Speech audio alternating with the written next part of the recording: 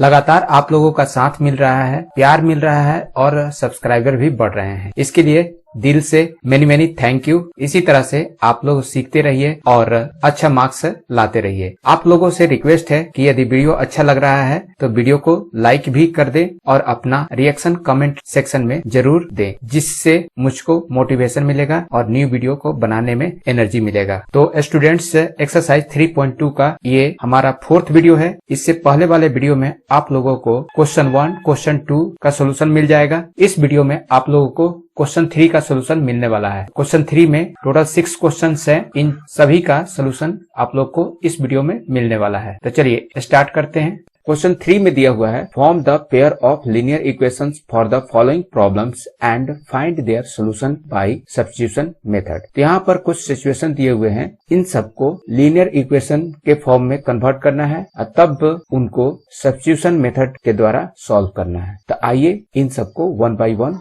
Solve करते हैं। First question में है, the difference between 2 numbers is 26 and 1 number is 3 times the other, find them. यहाँ पर दो नंबर का जिक्र किया गया है और बताया गया है कि दोनों नंबर के बीच का डिफरेंसेज है 26 और जो बड़ा नंबर है वो छोटे नंबर का 3 टाइम्स है। तो अब इसी सिचुएशन को लीनियर इक्वेशन के फॉर्म में कन्वर्ट करना होगा और फिर उनको सब्स्टिट्यूशन मेथड से सॉल्व कर देना होगा। तो कंसीडर करना होगा, let the required numbers be X and Y. तो हमने दो नंबर कंसीडर किया, x एंड y। एक चीज और यहाँ पर क्लियर कर देना होगा, तो लिखना होगा also x greater than y। अब यहाँ पर दिया हुआ डिफरेंस बिटवीन 2 नंबर इज 26, तो लिखना होगा according to question x minus Y equal to 26। बड़ा नंबर x है और छोटा नंबर y है, तो बड़ा नंबर से छोटा नंबर को माइनस करने पर कितना आना चाहिए, 26, जो कि क्वेश्चन में दिया हुआ है। ये फर्स्ट इक्वेशन हुआ। अब आगे दिया हुआ है 1 number is 3 times the other, तो लिखना होगा and x equal to 3y। जो बड़ा नंबर है वो छोटे नंबर का 3 टाइम्स है। तो ये हो गया सेकंड इक्वेशन। अब इन दोनों इक्वेशन को सब्स्टिट्यूशन मेथड से सॉल्व करना है। तो यहाँ पर already x equal to 3y निकला हुआ है। अब इसी को फर्स्ट इक्वेशन में x के प्लेस पर सब्स्टिट्यूट कर देना होगा। तो लिखना होगा substituting x equal to 3y in equation first. चूंकि सेकेंड इक्वेशन में x इक्वल टू 3y है, इसीलिए इसको फर्स्ट इक्वेशन में x के प्लेस पर रखना होगा। तो आइए अब रख लेते हैं 3y minus y equal to 26। अब इसके बाद 2y इक्वल टू हो जाएगा 26। नेक्स्ट स्टेप में y इक्वल टू 26 बाई 2 हो जाएगा। अब इस 2 से 26 को कट कर लेने पर यहाँ पर मिलेगा 13, तो y मिला 13। अब x भी निकाल लेते हैं। लिखना होगा therefore x equal to 3 into, यहाँ पर x इक्वल टू 3y निकला है, तो इस y के प्लेस पर 13 रखना होगा, तो हो जाएगा 3 इंटू 13। तो फाइनली x इक्वल टू आया 39। ये हो गया x का वैल्यू। तो इस तरह से x और y दोनों निकल गया और इस क्वेश्चन का सोल्यूशन हम लोग को मिल गया। अब चलते हैं नेक्स्ट क्वेश्चन को सॉल्व करने। इस क्वेश्चन में दिया हुआ है, the larger of 2 supplementary angles exceeds the smaller by 18 degree, find them. तो दो एंगल के बारे में बताया जा रहा है कि दो सप्लीमेंट्री एंगल्स है और उसमें से बड़ा एंगल जो है वो छोटे से 18 डिग्री अधिक है। तो हम लोग को कंसिडर कर लेना होगा, let the required angles be x and y, also x greater than y। Okay, अब इसके बाद लिखना होगा अकॉर्डिंग टू क्वेश्चन ATQ। अब यहाँ पर दो सप्लीमेंट्री एंगल्स है, दोनों एंगल का सम कितना होना चाहिए, 180 डिग्री। ओके, तो लिखना होगा x plus y equal to 180। ये फर्स्ट इक्वेशन हुआ। अब सेकेंड इक्वेशन के लिए यहाँ पर और इंफॉर्मेशन दिया हुआ है, the larger of 2 supplementary angles exceeds the smaller by 18 degree. तो इसका मतलब हुआ x minus y equal to 18। बड़ा एंगल x है और छोटा एंगल y है, तो x माइनस y कितना आना चाहिए, 18 डिग्री। तो वही हमने यहाँ पर 18 लिखा। अब ये हो जाएगा सेकंड इक्वेशन। अब इन दोनों इक्वेशन में से किसी एक इक्वेशन से x या y निकालना होगा। तो मैं यहाँ पर फर्स्ट इक्वेशन से x निकाल लेता हूँ। तो लिखना होगा फ्रॉम फर्स्ट इक्वेशन में है x plus Y equal to 180। इसके बाद हो जाएगा x equal to 180 minus Y. अब यहाँ पर जो x का एक्सप्रेशन निकल रहा है ये फर्स्ट इक्वेशन से आए हुए हैं, इसलिए इसको सेकंड इक्वेशन में x के प्लेस पर रखना होगा। तो चलिए अब रख लेते हैं। रखने से पहले लिखना होगा substituting x equal to 180 minus Y in equation 2। तो इक्वेशन 2 में x के प्लेस पर 180 माइनस वाई रखने पर देखिए क्या मिलता है। तो 180 माइनस वाई इसके बाद है इक्वल टू 18। अब इसके बाद 180 को इक्वल साइन के राइट साइड भेजना होगा और इस माइनस वाई को सॉल्व कर लेना होगा। तो इन दोनों को सॉल्व करने पर मिलेगा minus 2y equal to 18 minus इस 180 को इक्वल साइन के राइट साइड लाने पर माइनस 180 हो जाएगा। नेक्स्ट स्टेप में होगा minus 2y equal to minus 162। 18 minus 180 को सॉल्व करने पर मिलेगा माइनस 162। अब इस माइनस को इस माइनस से कट कर लेना होगा। इसके बाद y इक्वल टू हो जाएगा 162/2। अब इस 2 से 162 को कट करने पर मिल जाएगा 81। तो इस तरह से y का वैल्यू निकला 81। ओके, अब इस y के वैल्यू को x के एक्सप्रेशन में इस y के प्लेस पर रखने पर x का वैल्यू निकल जाएगा। तो आइए x का भी वैल्यू फाइंड कर लेते हैं। तो लिखना होगा therefore x equal to 180 minus इस y के प्लेस पर 1 रखना होगा। इसके बाद हो जाएगा x इक्वल टू 99। इस तरह से x का भी वैल्यू निकल गया। तो x का वैल्यू 99 और y का वैल्यू 81 निकला और इस क्वेश्चन का सलूशन भी फाइंड हो गया। आई होप आप लोग को सलूशन समझ में आया होगा। तो वीडियो को लाइक कर देना और चैनल को आप लोग सब्सक्राइब भी कर लेना ताकि इस टाइप का यूजफुल वीडियो मिस ना हो। इस क्वेश्चन में दिया हुआ है the coach of a cricket team buys 7 bats and 6 balls for ₹3800। Later, she buys 3 bats and 5 balls for ₹1750. Find the cost of each bat and each ball. तो यहाँ पर दिया हुआ है एक कोच ने 7 बैट और 6 बॉल खरीदा तो उसको देना पड़ा ₹3800। ओके, और फिर बाद में वो 3 बैट और 5 बॉल्स खरीदता है तो ₹1750 देना पड़ रहा है। तो बतलाना है कि प्रत्येक बैट और बॉल का क्या प्राइस है। तो कंसिडर कर लेना होगा let the cost of each bat and each ball be ₹X and ₹Y respectively. Okay, हमने प्रत्येक बैट का प्राइस ₹X कंसिडर किया है और प्रत्येक बॉल का प्राइस ₹Y लिया है। अकॉर्डिंग टू क्वेश्चन यहाँ पर फर्स्ट केस में दिया हुआ है the coach of cricket team buys 7 bats and 6 balls for ₹3800। तो 7 बैट्स के लिए क्या हो जाएगा 7x प्लस देंगे एंड 6 बॉल्स तो 6 बॉल के लिए हो जाएगा 6y। इन दोनों का कॉस्ट मिलाकर कितना होना चाहिए 3800। तो यहाँ पर 3800 दे देना होगा। इसे मैं फर्स्ट इक्वेशन कंसीडर कर लेता हूँ। अब सेकेंड केस को देखते हैं। सेकेंड केस में दिया हुआ है सी बाइज 3 बैट्स एंड 5 बॉल्स। तो इक्वेशन हो जाएगा 3x plus 5y equal to, अब यहाँ पर टोटल कॉस्ट कितना दिया हुआ है 1750। तो 1750 लिखना होगा। ये सेकंड इक्वेशन हो गया। अब इन दोनों इक्वेशन में से किसी भी इक्वेशन से x या y निकालना होगा। तो इन दोनों इक्वेशन में सेकंड थोड़ा सिंपल लग रहा है, यहाँ से मैं x निकाल लेता हूँ। तो लिखना होगा फ्रॉम सेकंड इक्वेशन है 3x plus 5y equal to 1750। तो यहाँ पर भी वही लिखना होगा 3x plus 5y equal to 1750। Next step में इस 5y को इक्वल साइन के राइट साइड लाना होगा। तो हो जाएगा 3x equal to 1750 minus 5y और फिर इसके बाद x इक्वल टू हो जाएगा 1750 माइनस 5y डिवाइडेड बाय 3। यहाँ पर x का एक्सप्रेशन हमने सेकेंड इक्वेशन से निकाला है, इसलिए इसको सब्स्टिट्यूट करना होगा फर्स्ट इक्वेशन में इस x के प्लेस पर। तो अब इसके बाद लिखना होगा substituting x equal to 1750 minus 5y divided by 3 in equation 1। तो अब मैं फर्स्ट इक्वेशन में इस x के प्लेस पर इस एक्सप्रेशन को सब्स्टिट्यूट कर लेता हूं। तो हो जाएगा 7 under bracket 1750 minus 5y divided by 3। अब इसके बाद प्लस 6y दिया हुआ है, तो यहाँ पर फिर लिखना होगा प्लस 6y इक्वल टू 3800। अब इस 7 से इस ब्रैकेट वाले आइटम को मल्टीप्लाई करना होगा। तो 7 से इसको मल्टीप्लाई करने पर आएगा 7 इंटू 0 0, 7 5 जा 35 का 5 यहाँ पर लिखा गया, 3 कैरी होगा, 7 7 जा 49 plus 3 52।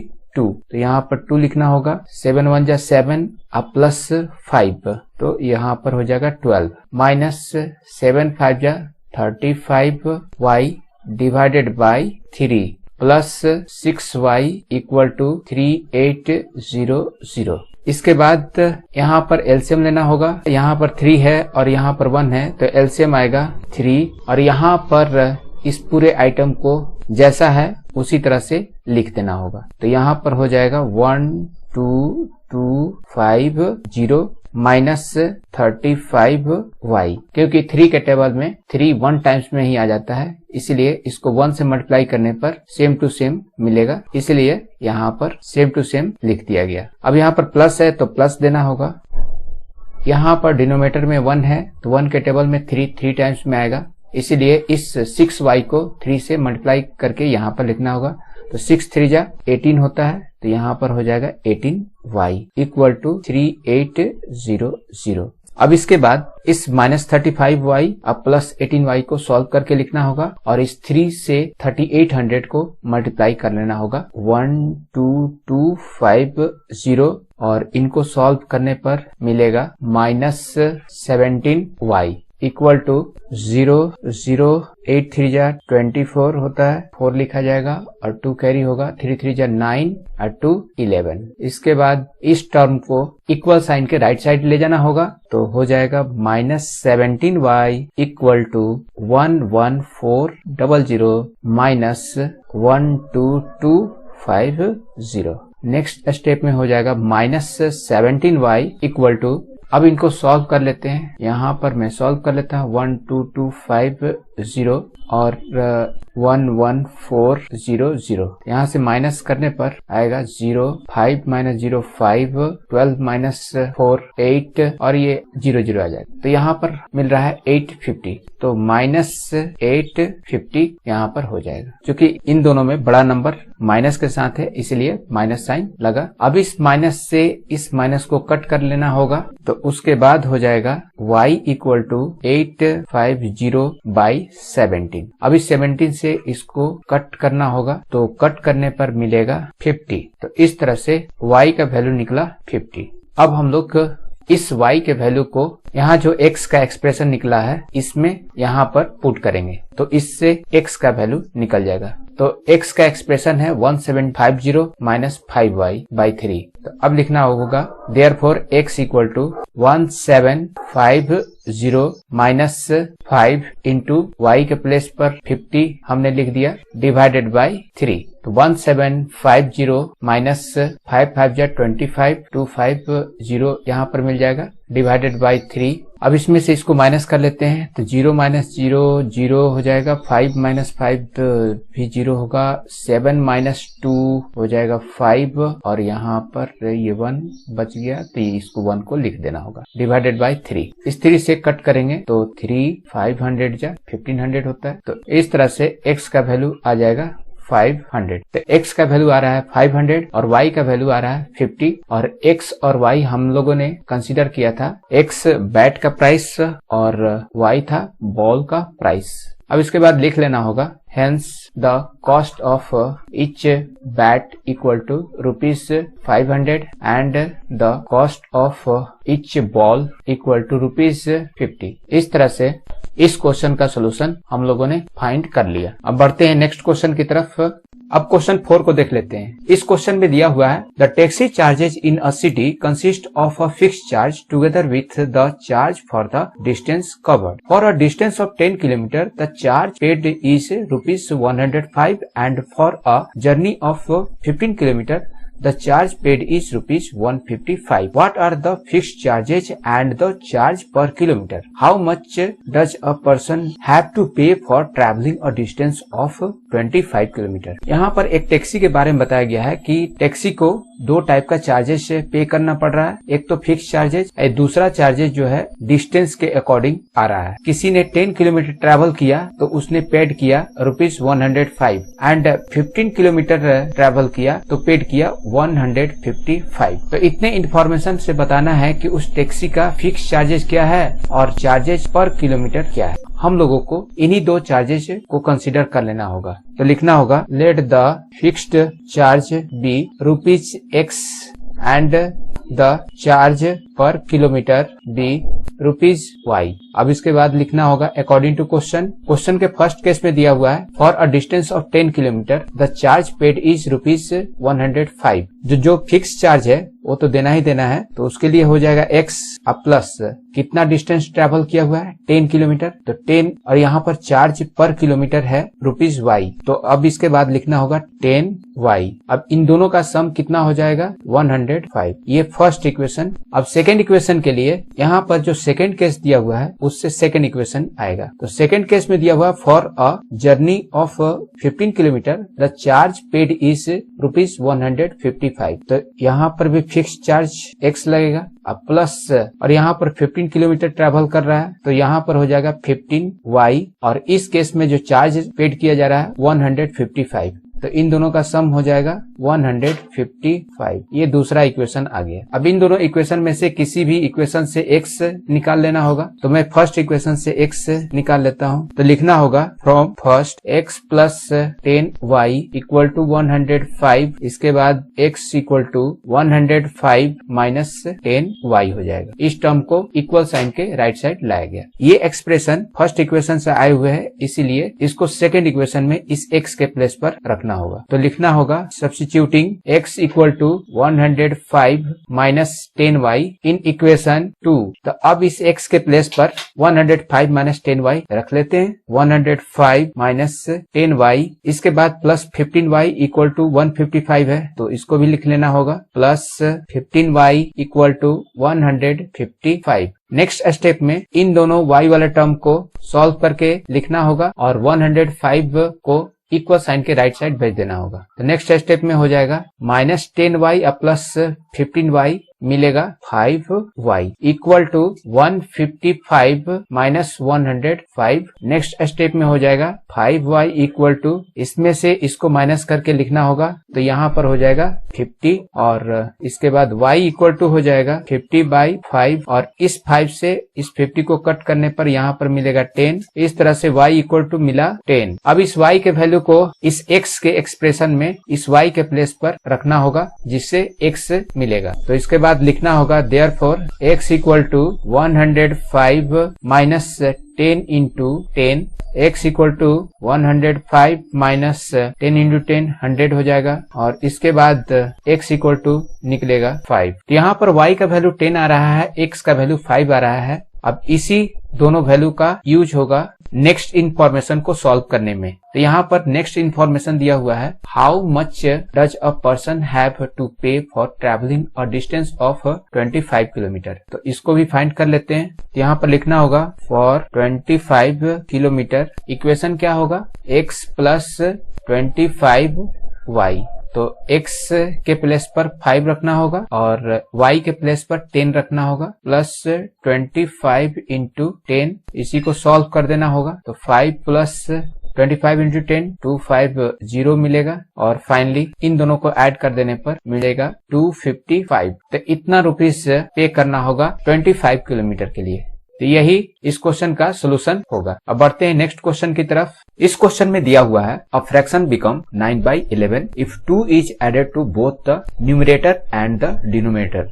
If 3 is added to both the numerator and the denominator it becomes 5/6। Find the fraction. तो हम लोग को एक फ्रैक्शन फाइंड करना है। यदि उस फ्रैक्शन के न्यूमरेटर और डिनोमिनेटर दोनों में 2 ऐड किया जाता है तो वो फ्रैक्शन 9/11 के इक्वल हो जा रहा है। और दूसरा केस में दिया हुआ है यदि न्यूमरेटर और डिनोमिनेटर में 3 ऐड किया जा रहा है तो वो फ्रैक्शन 5/6 के इक्वल हो जा रहा है। तो सबसे पहले हम लोग को फ्रैक्शन कंसीडर करना होगा, तो लिखना होगा let the fraction be x by y. अब इसके बाद अकॉर्डिंग टू क्वेश्चन, अब फर्स्ट केस में दिया हुआ है a fraction become 9/11 if 2 is added to both the numerator and the denominator। तो उसी के अकॉर्डिंग यहाँ पर हो जाएगा x plus 2 divided by y plus 2। हमने न्यूमरेटर और डिनोमिनेटर दोनों में 2 ऐड कर दिया, तो ऐड करने पर फ्रैक्शन हो जाएगा 9/11। तो 9/11 हमने लिख दिया। अब इसके बाद इनको क्रॉस मल्टीप्लिकेशन करना होगा,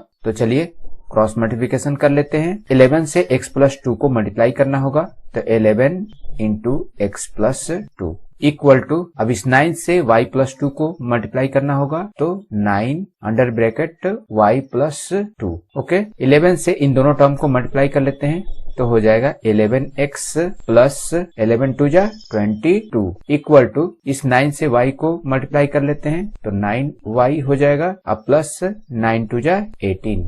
अब इसके बाद इस 22 को इक्वल साइन के राइट साइड लाना होगा और 9y को इक्वल साइन के लेफ्ट साइड लाना होगा, तो हो जाएगा 11x minus 9y equal to 18 minus 22। Next step में हो जाएगा 11x minus 9y equal to 18 minus 22 हो जाएगा माइनस 4। तो ये फर्स्ट इक्वेशन मिल गया। अब सेकेंड केस में दिया हुआ है if 3 is added to both the numerator and the denominator it becomes 5/6। तो चलिए इसको भी इक्वेशन के रूप में कन्वर्ट कर लेते हैं। तो अब लिखना होगा x plus 3 divided by y plus 3 equal to 5/6। Okay, यहाँ पर भी क्रॉस मल्टीप्लिकेशन कर लेना होगा, तो इस 6 से x प्लस 3 को मल्टीप्लाई कर लेते हैं, तो 6 under bracket x plus 3 equal to 5 into y plus 3 करना होगा, तो under bracket y plus 3। Next step में हो जाएगा 6x प्लस 6 3 जा 18 इक्वल टू यहाँ 5y और प्लस 5 3 जा 15। अब इस 18 को इक्वल साइन के राइट साइड लाना होगा और इस 5y को इक्वल साइन के लेफ्ट साइड लाना होगा, तो हो जाएगा 6x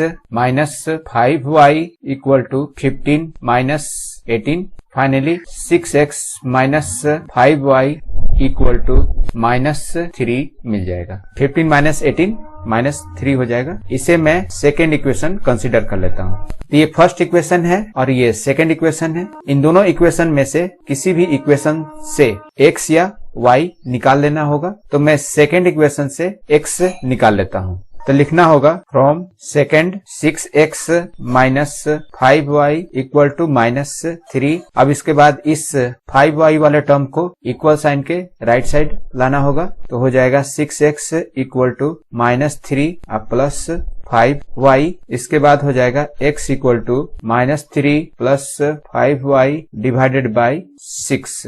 यहाँ पर जो x का एक्सप्रेशन निकला है वो सेकेंड इक्वेशन से निकला है, राइट। तो इसको अब सेकेंड इक्वेशन में इस x के प्लेस पर रखना होगा। तो इसके बाद लिखना होगा substituting x equal to minus 3 plus 5y by 6 in equation first. तो यहाँ पर 11x है, तो हो जाएगा 11 under bracket minus 3 plus 5y by 6। इसके बाद है minus 9y equal to minus 4। तो यहाँ पर भी लिख लेना होगा minus 9y equal to minus 4। इसके बाद इस ब्रैकेट वाले आइटम को 11 से मल्टीप्लाई कर लेना होगा, तो हो जाएगा माइनस 33 अब प्लस 11 5 जा 55y डिवाइडेड बाई 6।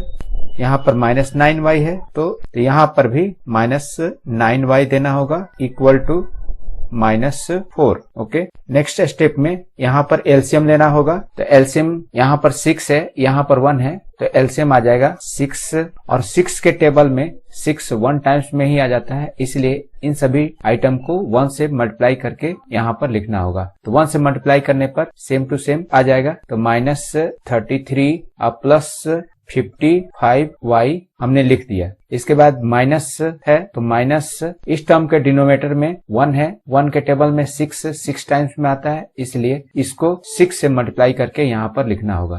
तो 9 6 जा 54 होता है, तो यहाँ पर हो जाएगा 54y इक्वल टू माइनस 4 भी दे देना होगा। नेक्स्ट स्टेप में इन दोनों टर्म को सॉल्व करके लिखना होगा और इस 6 को इस -4 से मल्टीप्लाई कर लेना होगा। तो हो जाएगा -33 प्लस y इक्वल टू 6 4 जा होता है 24, यहाँ पर -4 है तो हो जाएगा -24। अब इसके बाद इस टर्म को इक्वल साइन के राइट साइड ले जाना होगा तो हो जाएगा y इक्वल टू -24 प्लस 33। इसके बाद y इक्वल टू हो जाएगा 9। इनको सॉल्व करने पर हम लोग को 9 मिलेगा। तो इस तरह से y का वैल्यू मिला 9। अब इसके बाद इस y के वैल्यू को यहाँ पर जो x का एक्सप्रेशन निकला है इस एक्सप्रेशन में इस y के प्लेस पर रखने पर x का वैल्यू निकल जाएगा। अब x का वैल्यू फाइंड कर लेते हैं। लिखना होगा देयरफॉर x इक्वल टू, तो x का एक्सप्रेशन है -3 प्लस 5y बाई 6। तो लिखना होगा -3 प्लस 5 इंटू यहाँ y का वैल्यू 9 निकला है, हमने y के प्लेस पर 9 रख दिया। इसके बाद डिवाइडेड बाई 6 था तो हमने यहाँ पर 6 लिख दिया। अब इनको सॉल्व कर लेना होगा तो हो जाएगा -3 और 9 5 जा 45 होता है तो यहाँ पर 45 हमने दे दिया डिवाइडेड बाई 6। तो 45 माइनस 3 हो जाएगा 42 डिवाइडेड बाई 6 और 6 7 जा 42 होता है। तो इस तरह से x का वैल्यू निकला 7। तो हम लोग का फ्रैक्शन था x बाई y, तो अब लिख लेना होगा therefore the required fraction is x by y था तो हो जाएगा 7/9। यही आंसर होगा इस क्वेश्चन के लिए। अब लास्ट क्वेश्चन को देख लेते हैं। तो इस क्वेश्चन में दिया हुआ है 5 year hence the age of Jacob will be 3 times that of his son. 5 years ago Jacob's age was 7 times that of his son. What are their present ages? Question में दिया हुआ है कि जेकब का जो एज है 5 साल बाद उसके बेटे का एज का 3 times हो जाएगा और 5 साल पहले जेकब का जो एज था वो उसके बेटे के एज का 7 times था। तो दोनों का प्रेजेंट एज फाइंड करना है, जेकब का भी प्रेजेंट एज और उसके बेटे का भी प्रेजेंट एज फाइंड करना है। तो यहाँ पर उसी चीज को कंसीडर कर लेना होगा। Let the present age of Jacob and his son be x years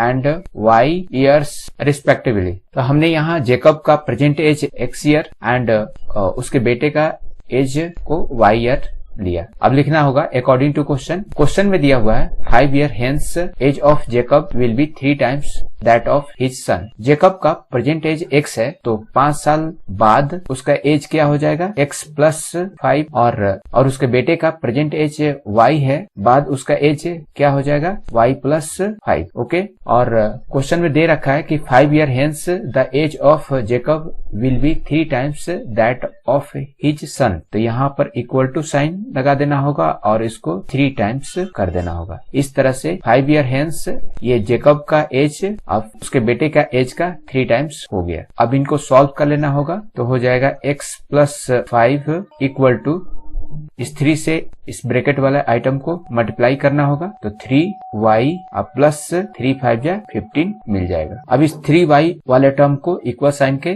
left side लाना होगा और इस 5 को इक्वल साइन के राइट साइड ले जाना होगा।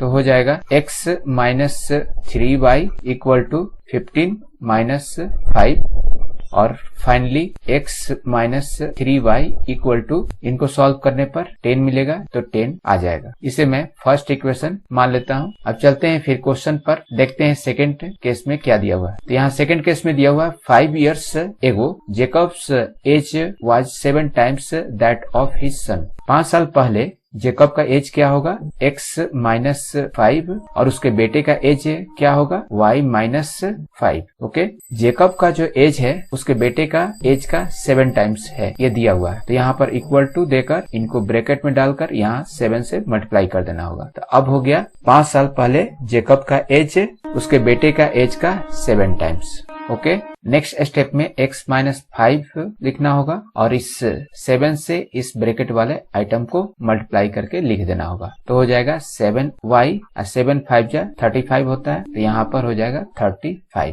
इसके बाद इस 7y वाले टर्म को इक्वल साइन के लेफ्ट साइड लाना होगा और इस 5 को इक्वल साइन के राइट साइड ले जाना होगा। तो x minus 7y equal to minus 35 plus 5। Next step में हो जाएगा x minus 7y equal to -30। इनको सॉल्व करने पर -30 आएगा। इसे मैं सेकेंड इक्वेशन कंसीडर कर लेता हूँ। अब इसके बाद इन दोनों इक्वेशन में से किसी भी इक्वेशन से x या y निकालना होगा। तो यहाँ x निकालना आसान है, तो मैं फर्स्ट इक्वेशन से x निकाल लेता हूँ। अब इसके बाद लिखना होगा from first x minus 3y equal to 10, और यहाँ से x निकालने के लिए इस 3y वाले टर्म को इक्वल साइन के राइट साइड भेजना होगा, तो हो जाएगा +3y। अब ये जो x का एक्सप्रेशन निकला है फर्स्ट इक्वेशन से निकला है, इसलिए हम लोगों को सेकेंड इक्वेशन में इस x के प्लेस पर रखना होगा। तो लिखना होगा substituting x equal to 10 plus 3y in equation 2। तो सेकेंड इक्वेशन है x minus 7y equal to -30। इस x के प्लेस पर 10 प्लस 3y रख लेता हूँ। 10 प्लस 3y हमने रखा। इसके बाद -7y इक्वल टू -30 लिखना होगा। तो -7y इक्वल टू -30। ओके, अब इन दोनों टर्म को सॉल्व करके लिखना होगा और इस 10 को इक्वल साइन के राइट साइड भेजना होगा। तो 3y माइनस 7y क्या हो जाएगा? -4y। ओके, इक्वल टू -30, और इस 10 को इधर भेजेंगे तो ये भी हो जाएगा -10। नेक्स्ट स्टेप में हो जाएगा -4y इक्वल टू -40। इसके बाद इन दोनों माइनस टर्म को कट कर लेना होगा और फाइनली y इक्वल टू मिल जाएगा 40/4। यहाँ पर आएगा 10, तो इस तरह से y का वैल्यू 10 निकल जाएगा। अब इस y के वैल्यू को x के एक्सप्रेशन में इस y के प्लेस पर रखने से x मिलेगा। तो चलिए फटाफट निकाल लेते हैं। तो लिखना होगा देयरफॉर x इक्वल टू, यहाँ पर 10 प्लस 3y है, तो 10 प्लस 3 इंटू इस 10 को मैं यहाँ पर रख लेता हूँ, तो हो जाएगा 10 प्लस 3 10 जा 30, तो यहाँ पर मिलेगा 40। इस तरह से x का वैल्यू मिला 40। x क्या था? जेकब का एज, और y था जेकब का बेटे का एज। तो अब लिख लेना होगा hence the present age of Jacob equal to 40 years and his son's present age equal to 10 years। इस वीडियो में बस इतना ही था। आई होप आप लोग को सोल्यूशन समझ में आ गया होगा। तो एक लाइक बनता है, आप लोग के लाइक से मुझको मोटिवेशन मिलेगा और बाकी के वीडियो को बनाने में मुझे एनर्जी मिलेगा। तो आप लोग जरूर लाइक या डिसलाइक जरूर ठोका करो। ओके, इससे मुझको पता चलेगा कि और मैं वीडियो को अच्छा से अच्छा या आप लोग को समझाने के लिए मैं क्या कर सकता हूँ। ओके, और आप लोग जरूर कमेंट में भी लिखा करो कि वीडियो कैसा लग रहा है, अच्छा लग रहा है या बुरा लग रहा है, जैसा भी हो। तो मिलते हैं फिर न्यू वीडियो में। Thank you for watching my video.